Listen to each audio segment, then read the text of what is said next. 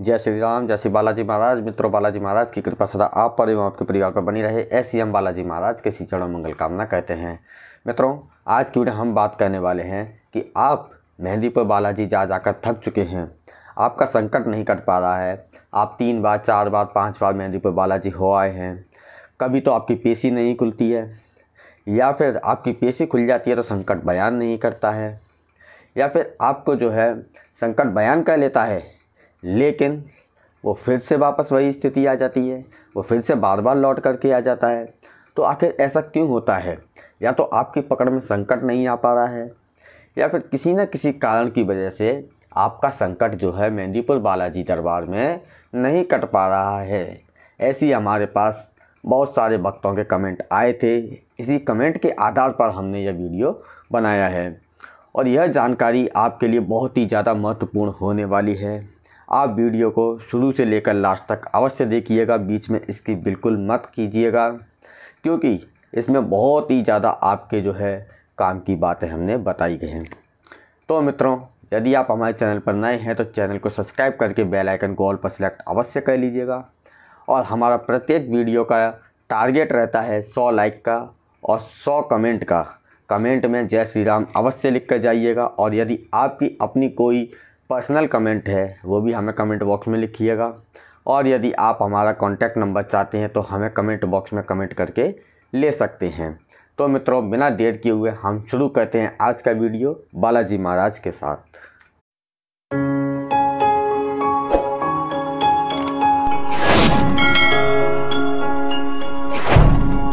अब मित्रों, क्या होता है आपके साथ में, आप जब मेहंदीपुर बालाजी जाते हैं, आप वहाँ पर ओसारा भी लगाते हैं, अर्जी भी लगाते हैं, पेशी भी देते हैं, बंधन भी कटवाते हैं, आप सारी जो प्रक्रिया होती हैं वो सब कर लेते हैं।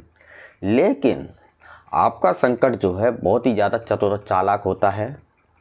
तो ऐसी स्थिति में क्या होता है कि आपका जो संकट है या तो पेशी नहीं देगा, और यदि पेशी देगा तो वचन नहीं भरेगा, और यदि वचन भी भर लिए उसने तो वो झूठे वचन भर लेगा, बाद में फिर से आ जाएगा।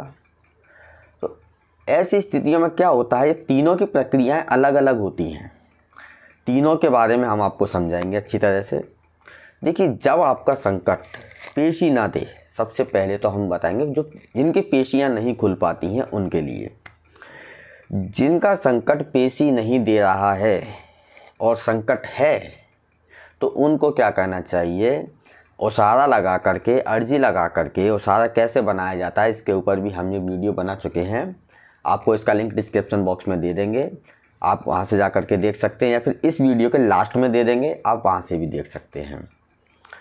ओसारा बना करके आप घर से ले जाएं, ओसारा बना करके घर से ले जाएंगे आप मेहंदीपुर बालाजी दरबार में। वहाँ जा कर के 151 रुपये की अर्जी लीजिए।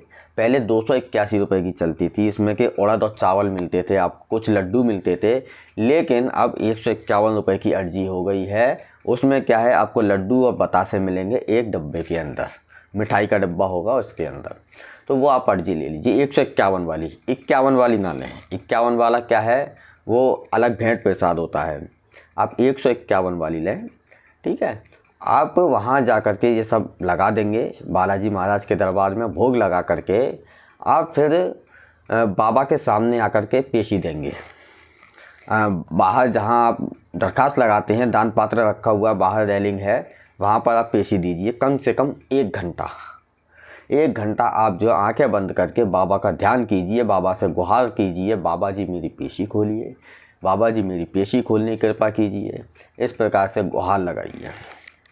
कोई बात नहीं, पहली बार पेशी नहीं खुली, कोई दिक्कत नहीं है, आप चिंता ना करें, पेशी आपकी खुलेगी। जैसा हम आपको बता रहे हैं पेशी आपकी खुलेगी।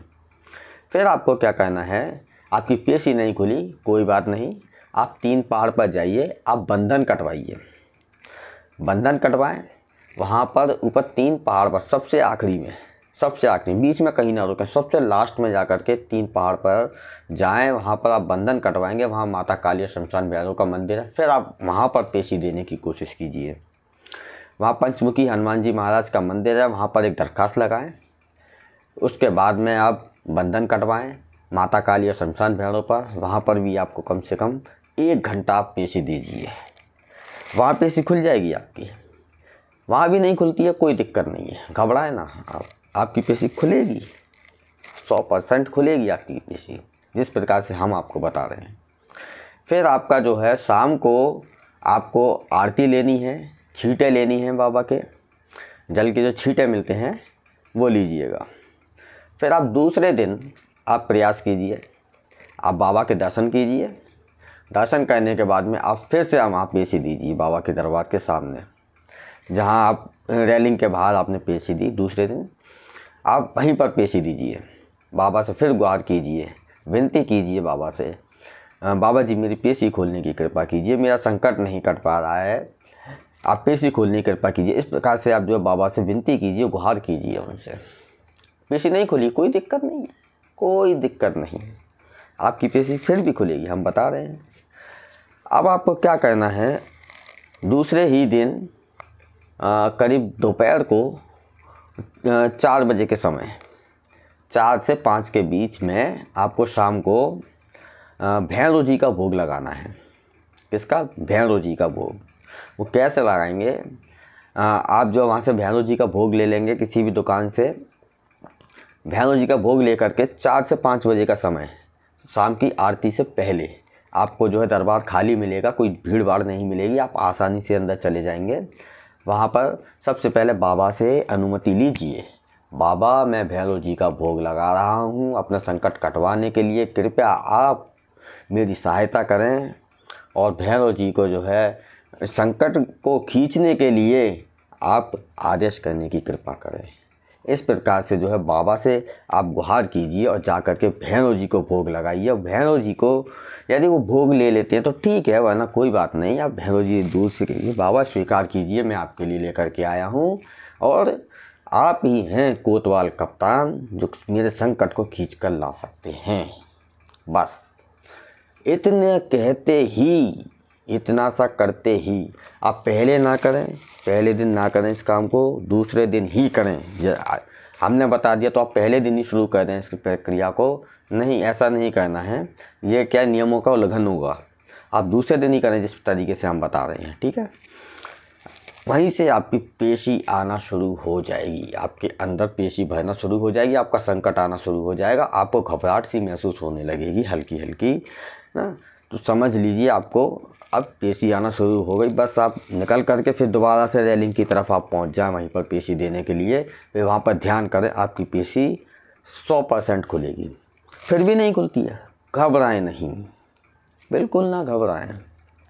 फिर भी नहीं खुलती है तो फिर यहाँ पर आपको क्या करना है, तीसरे दिन प्रेतराज सरकार जी के यहाँ पर उनकी कचहरी में जा कर के आपको जो है सीधे दरखास्त देनी है। वो भी पहले बालाजी महाराज से अनुमति लेनी है, उनकी आज्ञा लेनी है। इसी प्रकार से बाबा मेरा संकट नहीं कट रहा है, मैंने भैरव जी को भी भोग दे दिया प्रभु, अब मैं प्रेतराज सरकार जी को कचहरी में जो है दरखास्त लगाने जा रहा हूँ, कृपया आप मेरी सहायता करें, मेरे संकट को काटने की कृपा करें। आप प्रेतराज सरकार जी का भोग लगाएं, उनसे जो है गुहार लगाएं प्रेतराज सरकार जी से, आपकी पेशी 100% तीसरे दिन खुलकर जाएगी, ऐसा मेरा वादा है। ये ऐसा क्यों होता है ये मैं आपको वीडियो के लास्ट में बताऊंगा, ऐसा क्यों होता है। आपकी पेशी खुल गई, ठीक है, अब आपका संकट जो है वचन नहीं भर रहा, मुंह नहीं खोल रहा है, पेशी तो आ गई आपके अंदर, भर गया शरीर में आपका संकट, लेकिन पेशी नहीं खोल रहा है वो कि आखिर वो कौन है, कहाँ से आया, क्या है, वो शरीर छोड़ेगा या नहीं छोड़ेगा आपका, ये इसका कोई अभी फैसला नहीं हो रहा है, ठीक है। तो आपको जो है फिर 1 आध दिन का समय और लग जाएगा वहाँ पर, 1 आध दिन और रुकिए, आप लगातार पेशी दीजिए और संकट से कोशिश कीजिए, जो परिजन साथ में जाएं वो संकट से वचन भरवाने की कोशिश करें, उससे पूछताछ करें, कौन है, क्या है, कहाँ से आया है, भाई क्यों परेशान कर रहा है, इस प्रकार से संकट से बात करें। संकट बताएगा अपने बारे में और उससे वचन भरवा करके, यदि संकट बता देता है उससे वचन भरवा करके वहीं पर छोड़ दें, उसे एक स्थान दे दें वहाँ पर, या तो 3 पहाड़ पर, शमशान भैरव पर, या माता काली पर, या फिर समाधि स्थल पर आप उन्हें स्थान दे दें संकट को। उससे पूछ लें कहाँ रहेगा, माता काली पर रहेगा, शमशान भैरव पर रहेगा, या फिर समाधि वाले बाबा के पास रहेगा, वो अपने आप बता देगा मैं यहाँ रहूँगा। तो वहाँ पर उसे स्थान दे दें और जो है उससे बोलें कि अब तुम जो है इसके ऊपर कभी मत आना। उससे कसम खिलवा लें बाबा की जो है 3 बार, या जहाँ जिस स्थान की वो कहता है कि मान लीजिए कि मैं माता काली पर रहना चाहता हूँ, तो माता काली की 3 बार कसम खिलवा लें उससे, हाँ कि मैं माता काली की कसम खाता हूँ मैं इसके ऊपर कभी नहीं आऊँगा, इस प्रकार से, ठीक है। या शमशान भैरव की अगर कहता है तो शमशान भैरव की कसम खिलवा लें। ऐसा आप करके वचन उससे अवश्य भरवा लें। तो क्या है कि संकट ऐसी स्थिति में वापस नहीं आएगा। वापस होने के चांस इसके ये समझ लीजिए 1% होते हैं, बाकी 99% संकट वापस नहीं आ सकता। 1% वो भी आएगा तो मात्र वो आपकी गलती की वजह से। वो आपकी क्या गलती होगी कि आप उसका आह्वान करेंगे तब आएगा। यदि आप उसका आह्वान नहीं करते हैं, उसको याद नहीं करते हैं, उसको अपने दिमाग से वहीं निकाल देंगे, तो आपका संकट कभी वापस नहीं आएगा। यदि आप इस तरीके से वचन भरवा करके उसे छोड़ेंगे तो मेहंदीपुर में। और ये संकट क्यों ऐसा करते हैं, ऐसा क्यों होता है, अब हम इसको जान लेते हैं। क्योंकि कुछ संकट ऐसे होते हैं जैसे कि कुछ मसान हुए, कुछ प्रेत हुए, कुछ ब्रह्म हुए। इस प्रकार के जो संकट होते हैं, कुछ डायनें होती हैं। तो ये क्या है कि हनुमान जी के भगत होते हैं, इनमें से कुछ, सभी नहीं होते, कुछ हनुमान जी के भगत होते हैं। तो आप तो अभी से जुड़े हुए हैं हनुमान जी से, वो पता नहीं कितने वर्षों से जुड़े हुए होंगे, कितने वर्षों से वो तपस्या कर रहे होंगे, और उन्होंने न जाने कितने वचन बाबा से ले रखे होंगे पहले से ही। तो कहते हैं ना, भगत के वश में हैं भगवान, चाहे वो मृत्यु में हो चाहे जीवित हो, है तो भगत ही दोनों बाबा के। तो बाबा को क्या है ना, फैसला करने में थोड़ी सी समस्या हो जाती है, क्योंकि बाबा खुद एक कटघरे में फंस जाते हैं कि मैं आखिर फैसला सुनाऊं तो किसकी तरफ सुनाऊं। आप अपनी गुहार लगाते हैं तो वो अपनी गुहार लगाता है कि बाबा इसने मेरे साथ ऐसा किया। आप बोलते हैं ये संकट मुझे परेशान कर रहा है, वो बोलता है ये मुझे परेशान कर रहा है। तो ऐसी स्थिति आ जाती है कि फैसला होने में थोड़ा सा समय लग जाता है। हो सकता है कि आप पहली बार गए हैं तो पहली बार में ना कटे, आपको फिर दोबारा जाना पड़े ऐसे संकटों के लिए। तो क्योंकि आप अपनी गवाही देंगे, वो अपनी गवाही देंगे अदालत के अंदर, वो तो जज साहब बैठे हुए हैं, समझ लीजिए बाबा दोनों की सुनवाई कर रहे हैं।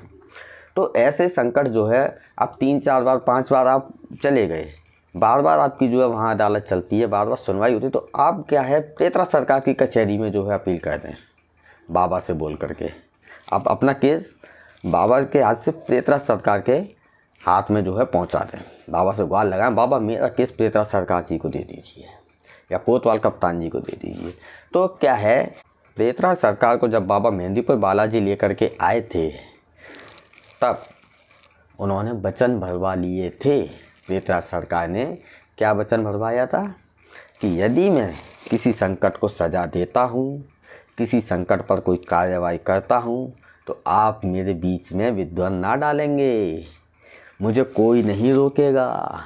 यदि मैं कोई भी कार्रवाई करता हूँ तो कोई मुझे नहीं रोकेगा। तो यही वचन जो है काम आते हैं। फिर बाबा जो है बीच में नहीं बोलते हैं, चाहे वो आप हैं या फिर आपका जो संकट है, जो बाबा का भक्त है, दोनों के बीच में बाबा बोल देते हैं कि इस विषय में मैं प्रेतरा सरकार को वचन दे चुका हूँ कि मैं बीच में नहीं बोलूँगा। क्योंकि इससे क्या है कि बाबा क्या है अलग हो गए। अब प्रेतरा सरकार क्या है आपके हित में फैसला सुनाएंगे, ये बात बाबा को स्वयं पता है। इसीलिए बाबा प्रेतरा सरकार को लेके आए हैं, धर्म संकट में ना फंसन कभी, क्योंकि वो अष्ट सिद्धि और 9 निधि के दाता हैं। उन्होंने इस धर्म संकट से बचने के लिए ही प्रेतरा सरकार को जो है मेहंदीपुर बालाजी के अंदर अब वहाँ पर लेकर के आए हैं अपने साथ। अपने उनका इसीलिए साथ चाहिए था, इसीलिए उनकी आवश्यकता थी प्रेतरा सरकार की। तो वहाँ पर प्रेतरा सरकार आपकी सहायता अवश्य करते हैं। तो मित्रों, आपको यह जानकारी कैसी लगी हमें कमेंट बॉक्स में अवश्य बताइएगा। और यदि यह जानकारी आपको अच्छी लगी है तो वीडियो को लाइक, चैनल को सब्सक्राइब करना ना भूलिएगा। आज की वीडियो में इतना ही। धन्यवाद। आपका दिन शुभ हो। जय श्री राम, जय श्री बालाजी महाराज।